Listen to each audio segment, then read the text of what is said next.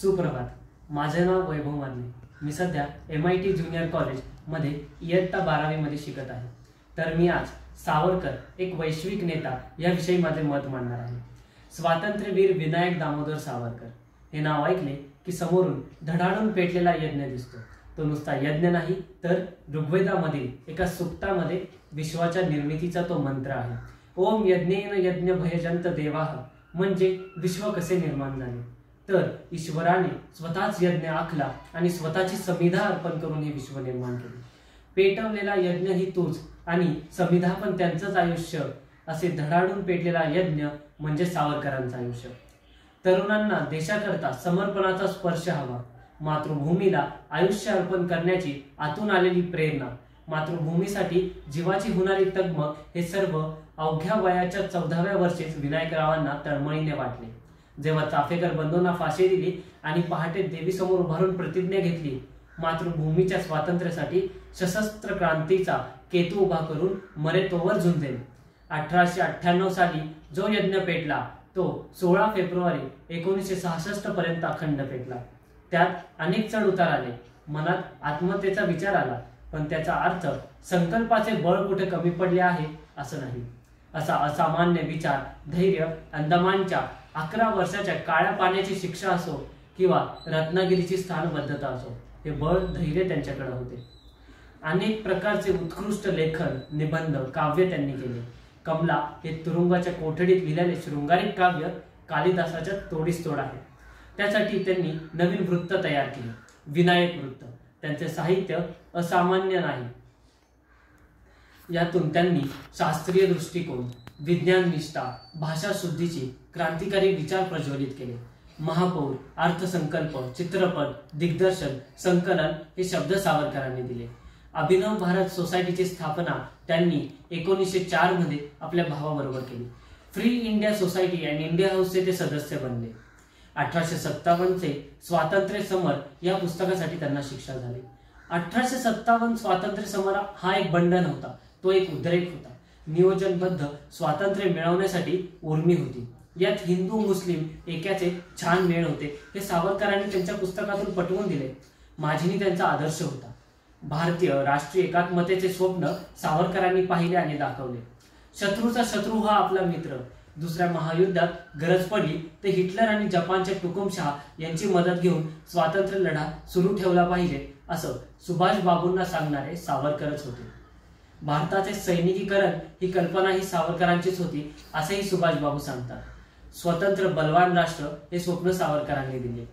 Barrister London मध्ये शिकले, परीक्षा दिली, पण पदवी मिळाली नाही. कारण इंग्रजांची अट होती की राजकारण सोडा, आमच्या बाजूने या, पण देशासाठी पदवी सोडली. स्वतंत्र भारताचा अंदमान संरक्षक होईल असे सांगणारे सावरकर हे पहिले नेते. पोर्ट ब्लेअर नाविक तळ होईल. देशाच्या सीमा सुरक्षित करण्यासाठी सैन्य बलवान हवे. अणुबॉम्बचं प्रशिक्षण घ्या, सांगणारे सावरकरच. रत्नागिरी स्थानबद्ध असताना, लेखन करतानाच समाज परिवर्तन, जाती व्यवस्था, असंघटितपणाशी संघर्ष त्यांनी केला. आंबेडकरांच्या आधी रत्नागिरीच्या विठ्ठल मंदिरात इतर मागास जातीच्या लोकांना प्रवेश मिळवून दिला. रत्नागिरीत मंदिरासाठी निधी गोळा केला. त्या मंदिराचे नाव पतित पावन मंदिर.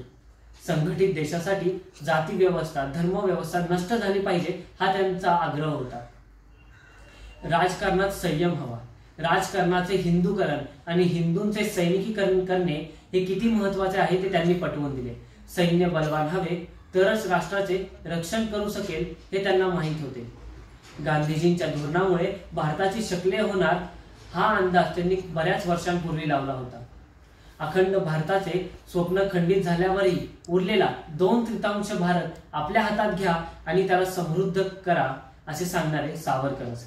हिंदी राष्ट्रभाषा हवी, लिपी देवनागरी हवी, एका व्यक्तीला एक मत, भारत रिपब्लिक असावा, लोकशाही असावी, मुस्लिम समाजालाही मतदानाचा हक्क आहे, हे सांगणारे सावरकर. समान नागरिक कायदा असावा, झेंडा भगवा असावा, हे भारतीय राज्यघटनेत असावे, असा त्यांचा आग्रह होता. अस्मिता व धर्माचे रक्षण करायला पाहिजे, हे सांगणारे सावरकरच. राष्ट्रीय अस्मिता म्हणजेच हिंदुत्व, हा विचार त्यांनी मांडला. मोक्ष ज्या वाटेने मिळेल त्या वाटेने जा. धर्मांतर ही कल्पना भारतीय भाषेत नाही, सर्व धर्म समभाव ही संकल्पना असेल तर गॅब्रिएलचा कुतुबुद्दीन व्हायची आवश्यकता नसते. अंधश्रद्धा ज्या धर्मात असेल त्यांना ठेचून काढले पाहिजे असं त्यांचा आग्रह होता. एकात्मता, एकसंघ आणि संघटित होणे आवश्यक आहे. सावरकर एक महाकवी होते. चैतन्य न्याहून निघालेले शब्द त्यांचे शब्द होते. त्यांच्या मते राष्ट्र हा शब्द तत्वज्ञान दाखवत असत.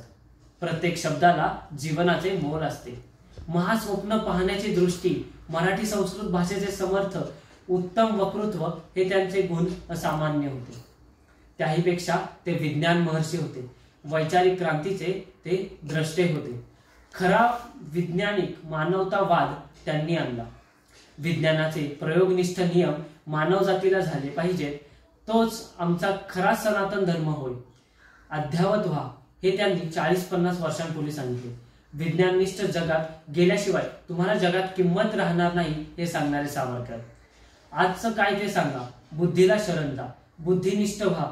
सर्व धर्मांच्या धर्मांतेवर त्यांनी टीका केली. धर्मवेडाची नांगी ठेचू शकेल असा एकच बळ होय ते म्हणजे विज्ञान. धर्मवेड्याची वाट अज्ञानातून बाहेर काढून विज्ञाननिष्ठ व्हा. वैज्ञानिक प्रमाणे सत्याची कास धरावी. सदैव प्रभाविरुद्ध वाहण्याची हिंमत असलेला हा नेता, प्रचंड विश्वास, सत्याची कास.